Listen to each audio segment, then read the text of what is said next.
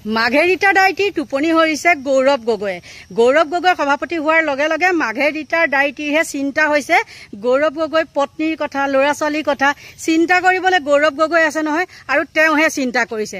তেওঁ বাৰু নিজৰ কথাটো চিন্তা কৰকচোন। তেওঁ ঘৰত যিখিনি এখন চুৰ হৈছিলে তাকো গুৱাহাটীৰ মাজমজিয়াত নহয় জানো, তেওঁ সেইখিনি কিন্তু চিন্তা কৰা নাই। তেওঁ চিন্তা কৰিছে গৌৰৱ গগৈৰ কথাহে। নমস্কাৰ বন্ধু বান্ধৱীসকল, কি খবৰ আপোনালোকৰ? মোৰ বাৰু ভালেই। আৰু দেখিছে মই এফালে আহি আছো দেই, মানে ওচৰৰে মানুহ এঘৰত আহি আছো আৰু আমাৰতো জানি আৰু পাহাৰীয়া ৰাস্তা, গতিকে আহিও আছো আৰু ভিডিঅ'টো আৰম্ভ কৰিছো। আৰু আপোনালোকক কি ক'ম, পবিত্ৰ মাঘেৰিতাই খুব লাগিছে। তেওঁ আগৰ অতীত কথাটো পাহৰি গ'ল নেকি? তেওঁ নিজৰ চিন্তাটো কৰক, বোলে মই অতীতত কি আছিলোঁ, কি নাছিলোঁ, ক'ৰ পৰা কেনেকৈ হ'ল, তেওঁ মানস ৰবীনৰ লগত কিয় লাগিছিলে, সেইবিলাক কথা যদি খুচৰিবলৈ যায় তেতিয়া কিন্তু সেইখিনি কথাটো এতিয়া কোনো গৌৰৱ গগৈতো খুচৰা নাই। মই আজিলৈকে ক'ব পাৰোঁ, হ'ব পাৰে তেওঁ দল সংগঠন বেলেগ বা কিবা, কিন্তু সঁচাটো সঁচাই ক'ব লাগিব। আজিলৈকে কিন্তু গৌৰৱ গগৈয়ে কাৰো বদনাম কৰা নাই। কোনোবাই কিবা এটা কৈছে যদিনো তাৰ প্ৰত্যুত্তৰটো কিন্তু লগে লগেও নহয়, 2-3 দিনৰ মূৰতহে দিয়ে।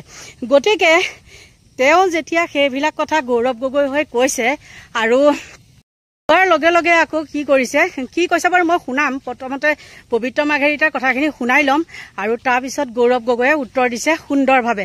আৰু পলম নকৰি, মানে ময়ে যদি গোটেইখিনি কৈ থাকোঁ ভিডিঅ'টো বহুত দীঘল হৈ যাব নহয়, গতিকে আপোনালোকৰ মাজলৈ আগবঢ়াই দিলোঁ, চাওক।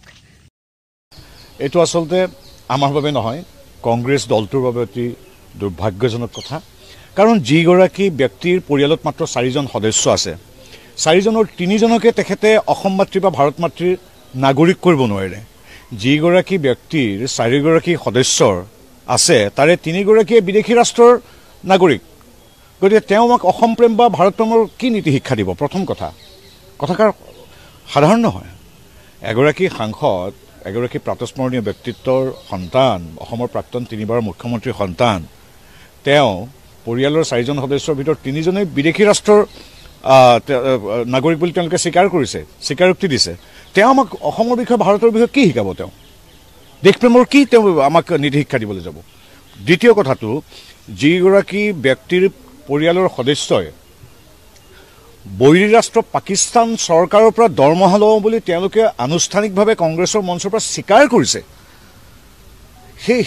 সেই মানুহখিনিৰ দেশৰ প্ৰতি দায়বদ্ধতা, চৰকাৰৰ প্ৰতি দায়বদ্ধতা, দলৰ প্ৰতি দায়বদ্ধতা, আনকি তেওঁলোকৰ যুৱ কংগ্ৰেছৰ কোনোবা উঠি অহা মানুহজনৰ প্ৰতি কি দায়বদ্ধতা থাকিব? পাকিস্তান মানে সিদিনা আমাৰ পেহেলগামত হৈ যোৱা ঘটনাটো নহয়। তেওঁলোকে আজি দশক যদি আমাৰ ভাৰতীয় মানুহৰ তেজেৰে ৰাঙলী কৰি দিছে, সেই পাকিস্তান চৰকাৰৰ পৰা দৰমহা লওঁতে কি গৌৰৱৰ কথা? কিন্তু কংগ্ৰেছৰ নৈতিকতাটো লক্ষ্য কৰক। যিজন মানুহ পাকিস্তানলৈ যোৱা বুলি চৰ্চা চলি আছে, অভিযোগ উঠিছে, প্ৰমাণ হ'বলৈ গৈ আছে, যিজন মানুহে পাকিস্তানত গৈ 15 দিন বা 10 দিন থাকি আহিছে বুলি প্ৰমাণ হ'বলৈ গৈ আছে, 192খন ৰাষ্ট্ৰ বাদ দি যিজন মানুহে এগাল ডেকা ল'ৰাক নি পাকিস্তান দূতাবাসত ট্ৰেইনিং দিছে, যিজন ব্যক্তিৰ সহধৰ্মিনী পাকিস্তানৰ সৈতে নিবিড় সম্পৰ্ক আছে বুলি কংগ্ৰেছেই স্বীকাৰ কৰিছে, হয়তো 10 তাৰিখে তথ্য আহিব তেওঁ 20 বাৰমান পাকিস্তানলৈ গৈছে, সেইগৰাকী ব্যক্তিক কংগ্ৰেছে আজিৰ তাৰিখত সভাপতি পাতিছে। এনে আপাত দৃষ্টিত আমাৰ একো আহে নাযায় বা আমি ভালেই পাব লাগে, কিন্তু এইটো আচলতে পুৰণি দল কংগ্ৰেছটো আৰু গণতান্ত্ৰিকভাৱে প্ৰতিগৰাকী নাগৰিকৰ, কাৰণ বিৰোধী দল হ'ল গণতান্ত্ৰিক দৃষ্টিকোণৰ পৰা প্ৰত্যেক নাগৰিকে প্ৰত্যেকটো ৰাজনৈতিক দললৈ লক্ষ্য কৰে। গতিকে এইটো এটা কংগ্ৰেছৰ বাবে দুৰ্ভাগ্যজনক কথা, আমাৰ কাৰণে আশ্চৰ্যজনক আৰু ধিক্কাৰজনক কথা। তেনে ব্যক্তিৰ বিষয়ে আচলতে ক'বলৈ লজ্জাবোধে হয়। কংগ্ৰেছৰ নিজৰ কথা, কংগ্ৰেছটো ইতিমধ্যে পিছ পৰি আহিছে। আজিৰ ঘটনাটোৱে তেওঁলোকক আৰু মাত্ৰ মছলা ক'লে যে ইজৰাইলত মই গৈ পাছপৰ্ট হেৰুৱালোঁ, তাত সেইকাৰণে বহুত তথ্য তেওঁৰ ওচৰত নাই, নহ'লে সেই পাছপৰ্ট থাকিলেহেঁতেন তেওঁ বহুত কথা ওলাব পাৰিলোহেঁতেন। মই ক'বলৈ বিচাৰোঁ, এই পাছপৰ্টটো আমি জমা দিয়া আছে কেন্দ্ৰ চৰকাৰৰ ওচৰত, গোটেই ডিটেইল আছে। এতিয়ালৈকে আমাৰ সাংসদৰ যেতিয়া আমি হওঁ, এটা নিয়ম থাকে যে আমাৰ ওচৰত যিবোৰ পাছপৰ্ট থাকে সেই পাছপৰ্টটো আমি চৰকাৰক জমা দিব লাগে, আৰু চৰকাৰে আমাক এটা ডিপ্ল'মেটিক পাছপৰ্ট দিয়ে। তো বাস্তৱ আমাৰ যে ব্যক্তিগত যে পাছপৰ্ট আছে সেইটো চৰকাৰৰ ওচৰত আছে, তাত গোটেইবোৰ তথ্য আছে। 2014 চনত মই যেতিয়া প্ৰথমবাৰ বাবে সাংসদ হ'লোঁ, আমি পাছপৰ্টটো যি আমাৰ ব্যক্তিগত পাছপৰ্ট, আমি তাৰ গোটেই কপিটো চৰকাৰৰ ওচৰত দিয়া আছে। চৰকাৰ চব কথা জানে, কেন্দ্ৰ চৰকাৰ ওচৰত চব ডিটেইলছ আছে, ক'ত গৈছোঁ, ক'ত যোৱা নাই, কেতিয়া গৈছোঁ। কিন্তু এতিয়া উপায়হীন হৈ গৈছে মুখ্যমন্ত্ৰী। নতুন কাহিনী লাগে ৰিজৰ্ট পোৱা নাই বাগানৰ কাগজ পোৱা নাই ৰিজৰ্টৰ কাগজ পোৱা নাই ফ্লাইঅভাৰ কাষত ক'তো মাটি লোৱা নাই দলঙৰ কাষত ক'তো মাটি লোৱা নাই কি কৰা যায় তো সেইকাৰণে এইবোৰ কথাবোৰ তেওঁলোকে উত্থাপিত কৰিছে তো পাকিস্তান হাই কমিশ্যনত যোৱা ব্ৰেইন ৱাছ কৰাটো মিছা কিবা জোৰ জবৰণ কৰি মই পাছপৰ্টটো বা ইজৰাইলত 2009 চনত আজিৰ পৰা কিমান হ'ব 16 বছৰ আগত সেইখিনিও মিছা আকৌ ইণ্টাৰেষ্টিংলি অলপ মই তেওঁক সুধিবলৈ বিচাৰোঁ আকৌ তেওঁ নিজৰ পুৰণা কথালৈ আহি গ'ল কালি যেতিয়া মই চেলেঞ্জ কৰিলোঁ যে ISI প্ৰশিক্ষণ লোৱাৰ পিছত কোনোবা ভাৰতলৈ ঘূৰি আহিব পাৰে নেকি ভাৰত চৰকাৰে এনে ISI প্ৰশিক্ষণ লোৱা মানুহজনক ঘূৰি আহিবলৈ দিব তো এই কথা শুনাৰ পিছত আকৌ ক'লে নহয় গৈছে কিন্তু আপুনি গ'ল তো মই জানিবলৈ বিচাৰিছোঁ এতিয়া অলপ বা বুজাবলৈ বিচাৰোঁ যে কোন কোন গ'ল আৰু বিজেপি দলৰ পৰা পাকিস্তানলৈ কোন কোন গৈছে অলপ মই হিষ্ট্ৰী এটা ইতিহাস মই আপোনালোকৰ এই সংবাদমেল যোগেদি যাবলৈ বিচাৰোঁ প্ৰথম যে মই এটা টাইটেল দিবলৈ বিচাৰোঁ 2005 চন এতিয়া তেওঁ 2009 চনলৈকে যাব পাৰে ইজৰাইললৈ তো ময়ো 2005 চনলৈ যাব পাৰোঁ 2005 চনত 2005 চনত আডৱানী গৈছিল আৰু তাত জিন্না মাজাৰত গৈ আহিল জিন্না মাজাৰত গৈ তেওঁ জিন্নাক প্ৰশংসা কৰি আহিলে এয়া হ'ল 2005 চনত বিজেপি দলৰ ডাঙৰ নেতা আডৱানীৰ স্থিতি যে জিন্নাক তেওঁ প্ৰশংসা কৰি আহিলে মাজাৰত গৈ এটা চাদৰ এটা তাত দি প্ৰশংসা কৰি আহিলে তাৰপিছত এবাৰ যশৱন্ত সিং ডাঙৰীয়া আৰু আনজন বিজেপি দলৰ ডাঙৰ নেতা তেওঁতো কিতাপে ওলাই দিলে জিন্নাৰ ওপৰত তেওঁ জিন্নাৰ ওপৰত যিজন যশৱন্ত সিং এটা সময়ত বিজেপি চৰকাৰ বাজপেয়ী চৰকাৰ থকা সময়ত বিদেশ মন্ত্ৰী আছিল আৰু নিশ্চয় আপোনালোকৰ মনত আছে যেতিয়া এই হাইজেক হৈছিলে তেতিয়া তেওঁহে গোটেইবোৰ সেই পাকিস্তানৰ সন্ত্ৰাসবাদী তেওঁ নিজে জীপত বহি তেওঁ লৈ গৈছিলে সেই যশৱন্ত সিং ডাঙৰীয়াই এতিয়া তেওঁ আমাৰ মাজত নাই কিন্তু তেওঁ কিতাপ প্ৰকাশ কৰিছিলে জিন্নাৰ ওপৰত 2014 চন তাৰিখবোৰ মন কৰি থাকিব যে মই তাৰিখৰ চন কৈ আছোঁ মুখ্যমন্ত্ৰী এতিয়ালৈকে একো চন তাৰিখ দিয়া নাই মই দি আছোঁ দেই 2014 চনতো সকলোৱে জানে যে নৱাজ শ্বৰীফ যেতিয়া প্ৰধানমন্ত্ৰী মোদী ডাঙৰীয়া প্ৰথমবাৰ বাবে প্ৰধানমন্ত্ৰী হ'ল তেতিয়া প্ৰধানমন্ত্ৰী মোদী ডাঙৰীয়া সেই সময়ত পাকিস্তানৰ প্ৰধানমন্ত্ৰী নৱাজ শ্বৰীফক নিমন্ত্ৰণ জনালে মুখ্যমন্ত্ৰী হিমন্ত বিশ্ব শৰ্মা ডাঙৰীয়া কৈ থাকে নিমন্ত্ৰণ মোৰ ক্ষেত্ৰতো কোনো মন্ত্ৰী বিভাগৰ পৰাতো নিমন্ত্ৰণ অহাই নাই কিন্তু নৱাজ শ্বৰীফ ডাঙৰীয়াক মোদী ডাঙৰীয়াই 2014 চনত নিজৰ শপত গ্ৰহণ সমাৰোহত নিমন্ত্ৰণ জনাইছিল আৰু নৱাজ শ্বৰীফ ডাঙৰীয়া আহিছিল আৰু মই কিছু ইতিহাস ক'বলৈ বিচাৰোঁ যে 2014 চনত RSSৰ লগত সম্পৰ্ক থকা এটা ডাঙৰ এটা থিংক টেংক আছে এই থিংক টেংকটো হ'ল বিবেকানন্দ ইণ্টাৰনেশ্যনেল ফাউণ্ডেশ্যন এইটো RSSৰ এছ'চিয়েটেড এটা থিংক টেংক আপুনি ক'ব পাৰে তাত বহুত মানে ডাঙৰ চৰকাৰৰ পাৰ্চনেলিটি তাত জড়িত হৈ আছে তাৰ পৰা ওলাই তেওঁলোকে চৰকাৰত যোগদান কৰিছে আনকৈ এটা সময়ত প্ৰাইম মিনিষ্টাৰ কাৰ্যালয়ত কাম কৰা নৃপেন্দ্ৰ মিশ্ৰা তেওঁ এই বিবেকানন্দ ইণ্টাৰনেশ্যনেল ফাউণ্ডেশ্যনৰ লগত সম্পৰ্ক থকা ব্যক্তি তো ইমান মানে শক্তিশালী প্ৰভাৱশালী এটা ফাউণ্ডেশ্যন 2014 চনত কৈছোঁ দেই 2014 চনত সেই ফাউণ্ডেশ্যনৰ এজন মানে জ্যেষ্ঠ এজন ব্যক্তি ৱেদ মালিক পাকিস্তানলৈ গ'ল আৰু পাকিস্তানত গৈ কাক লগ পালে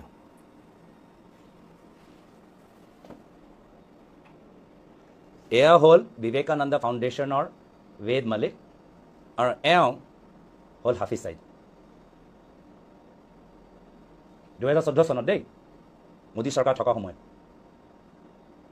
হাফিজ ছাইদ কোন মই মনত পেলাবলৈ বিচাৰোঁ যিজনে মুম্বাই এটেকৰ গোটেই পৰিকল্পনা সৃষ্টি কৰিলে এই মানুহজন বিবেকানন্দ ফাউণ্ডেশ্যনৰ লগত সম্পৰ্ক থকা বহুতে কয় যে তেওঁ প্ৰধানমন্ত্ৰী মোদী ডাঙৰীয়া ঘনিষ্ঠ তেওঁ পাকিস্তানত গৈ যিজনক আমাৰ এজেণ্টবোৰে বিচাৰি পোৱা নাই সেইজনক এইজন মানুহ বিচাৰি ওলালে কেনেকৈ ওলালে তেওঁহে জানে দেই আজি আমি জানো যে পেহেলগাম আক্ৰমণৰ পিছত আমাৰ মিছাইলবোৰ পাকিস্তানত গ'ল জেইছ এ মহম্মদ লস্কৰে তয়বাৰ বহুতৰ ঘৰৰ ওপৰত আমি মিছাইল পেলাব পাৰিলোঁ কিন্তু এইজন মানুহক আমি ধৰিব নোৱাৰিলোঁ এতিয়া কিন্তু সেই সময়ত 2014 চনত এওঁ প্ৰধানমন্ত্ৰী মোদী ডাঙৰীয়া ঘনিষ্ঠ নিশ্চয় কাৰোবাৰ সহায় লৈ হাফিজ ছাইদ ডাঙৰীয়াক লগ পালে কথা পাতিলে আজিতো মই দুৰ্ভাগ্যজনক কথা ভাবিছোঁ যে আমাৰ ইণ্ডিয়ান এয়াৰফ'ৰ্চ তেওঁক সুধিব লাগিছিল ৱেদ মালিক ডাঙৰীয়াক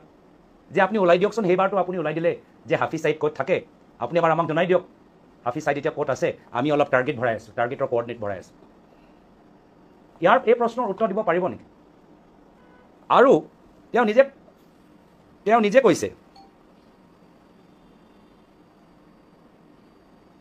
যে তেওঁ কি কথা পাতিলে, হাফিজ ছাইদ লগত কি কথা পাতিলে, যে যদি প্ৰধানমন্ত্ৰী মোদী পাকিস্তানলৈ যায় আপোনাৰ কিবা আপত্তি আছে নেকি? এইবোৰ চব মোকতো জানেই, মই অধ্যয়ন কৰি কথাবোৰ কওঁ। মই মুখ্যমন্ত্ৰীৰ দৰে হাজাৰটা মিছা কথা ক'ব নোৱাৰোঁ, এটা দুটা ক'ব পাৰোঁ, তেওঁ হাজাৰটা ক'ব পাৰে দেই। তো মইতো চব কথাবোৰ অধ্যয়ন কৰি তথ্যকাৰে সাংবাদিকসকলক সন্মান কৰি, ৰাইজক সন্মান কৰি, ছ'চিয়েল মিডিয়াত চব পাই জানোৱে। তো তাত তেওঁ এইটো কথাটো সুধিলে 2014 চনত, যে পাকিস্তানলৈ প্ৰধানমন্ত্ৰী মোদী ডাঙৰীয়া গ'লে হাফিজ ছাইদৰ কিবা আপত্তি আছে নেকি? আৰু এই বাতৰিৰ দৰে যি বাতৰি টাইমছ অফ ইণ্ডিয়াত ওলাইছে, হাফিজ ছাইদে কৈছে মোৰ আপত্তি নাই। আৰু তাৰপিছত 2015 চনত কি হয়? 2014 চনত তেওঁ লগ পালে, 15 চনত কি হয়?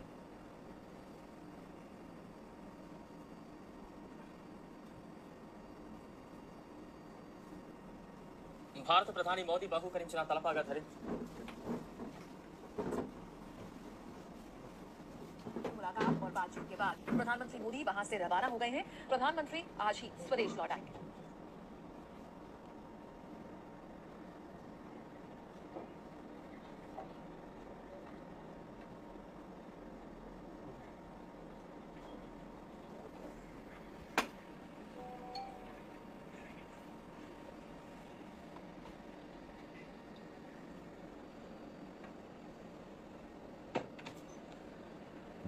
চনত মোদী ডাঙৰীয়া সেই সময়ত আফগানিস্তানলৈ গৈছিল। পাকিস্তানলৈ যোৱা কোনো পদক্ষেপ নাছিল। আফগানিস্তানৰ পৰা উভতি আহোঁতে তেওঁ হঠাতে টুইট কৰিলে, মই এটা ছাৰপ্ৰাইজ ভিজিট পাকিস্তানলৈ, ছাৰপ্ৰাইজ ভিজিট মই লাহোৰ লৈ দিবলৈ বিচাৰোঁ, কিয়? নৱাজ শ্বৰীফৰ বাৰ্থডে আৰু তেওঁৰ নাতিনীৰ কিবা বিয়া অলপ দিনৰ পিছত হোৱা কথা আছে। নৱাজ শ্বৰীফক ইমান ভাল দে, ইমান ঘনিষ্ঠ, নৱাজ শ্বৰীফক হেপী বাৰ্থডে ক'বলৈ অকস্মাতভাৱে প্ৰধানমন্ত্ৰী মোদী ডাঙৰীয়া লাহোৰত নামিলে। বিৰিয়ানী খালে নে কি খালে মই নাজানো, মোক মতেতো বিৰিয়ানী অলপ খালে। কিয় কৈছোঁ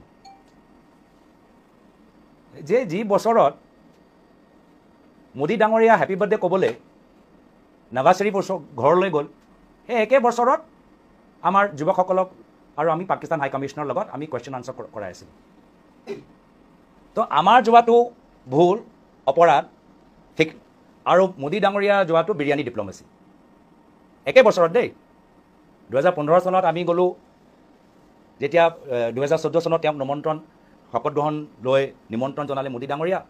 এই 15 চনত তেওঁ নিজে গ'ল বাৰ্থডে ক'বলৈ, সেই 15 চনতে আমিও গ'লোঁ আৰু গোটেই কথাবোৰ প্ৰকাশিত। কিন্তু মুখ্যমন্ত্ৰী মহোদয়লৈ সঁচা কথালৈ কি সম্পৰ্ক? তেওঁতো হাজাৰটা মিছা কথা কোৱা ব্যক্তি, তেওঁতো বি গ্ৰেড চিনেমা বনাই আছেতো। এতিয়া আৰু চিনেমাত আৰুতো সঁচা মিছা নহয়, তেওঁ চিনেমা এটা স্ক্ৰিপ্ট বনাই আছে। আকৌ 2016 চনত তেওঁ পাকিস্তানৰ লগত ইমান তেওঁলোকৰ চৰকাৰ এটা ভাল এটা সম্পৰ্ক কৰিবলৈ বিচাৰে। 2016 চনত আকৌ চাব দেই, মই প্ৰত্যেক ক্ষেত্ৰত চনটো কৈ আছোঁ, তেওঁ এতিয়ালৈকে তাৰিখটো দিয়া নাই, মই চন মাহ চব কৈ আছোঁ। 2016 চনৰ জানুৱাৰী মাহত পাকিস্তানৰ পৰা কিছু সন্ত্ৰাসবাদী আহি পাঠানকোটৰ এয়াৰফ'ৰ্চৰ ওপৰত তেওঁলোকে বোমা পেলায় 2016 চনত।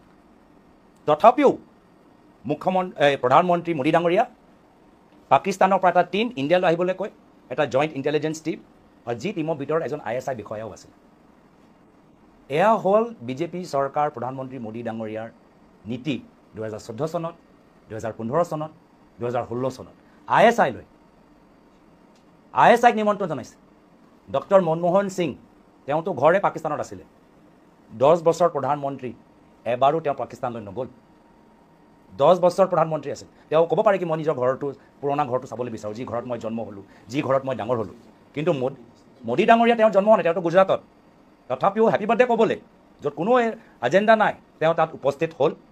তেওঁ এজন ঘনিষ্ঠ ৱেইদ মালিক ডাঙৰীয়া 1 বছৰ আগতে সুধিও আহিলে হাফিজ ছাইদক যে গ'লে কিবা আপত্তি আছে নে নাই। কিন্তু মনমোহন সিং ডাঙৰীয়া 10 বছৰত এবাৰো পাকিস্তানলৈ যোৱা নাই। জইণ্ট ইণ্টেলিজেঞ্চ টীম এটা আহিছিলে 2016ত। পাঠানকোটৰ ওপৰত যে বোমা হ'ল, সেই বোমা ওপৰত তদন্ত কৰিবলৈ সেই সময়ত ভাৰত চৰকাৰে পাকিস্তানক নিমন্ত্ৰণ জনাইছে, আকৌ নিমন্ত্ৰণ জনাইছে কি আহা তোমালোকেও আহা আৰু ইনভেষ্টিগেট কৰা। এটা ISI টীম প্ৰথমবাৰ বাবে আমি ভাৰতৰ ভিতৰত সোমাবলৈ আমি দিলোঁ। আৰু যোৱাকালিতো মই মধ্যপ্ৰদেশৰ ভিতৰত যে ধ্ৰুৱ ছেক্সেনাৰ কথা ক'লোঁ, এতিয়া গুগলত যদি আপুনি ধ্ৰুৱ ছেক্সেনা মাৰে মধ্যপ্ৰদেশ BJP IT চেল নাপাবই, গুগল পৰা তেওঁলোকে উৰাই দিলে। এতিয়া গুগলত নাপায় এইবোৰ চব কথা। এই মানুহজন এতিয়া বেলত আৰামছে নিজৰ জীৱনৰ আনন্দ লৈ আছে। কিন্তু এয়া হ'ল তেওঁলোকৰ স্থিতি। মই আকৌ নিজৰ স্থিতিটো মানুহৰ মাজত মই দুটা লাইন পঢ়ি মই যে যোৱাকালি ক'লোঁ যে মই এটা 2021 চনত এটা লেখ লিখিছিলোঁ।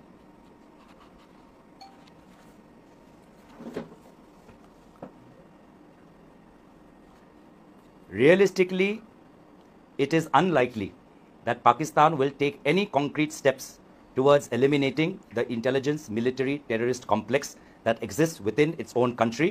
Therefore, it is necessary for India to defend itself from Pakistan's belligerence. তাৰ মানে মই কৈছোঁ মোৰ পাকিস্তানৰ নেতৃত্বৰ ওপৰত বিশ্বাসে নাই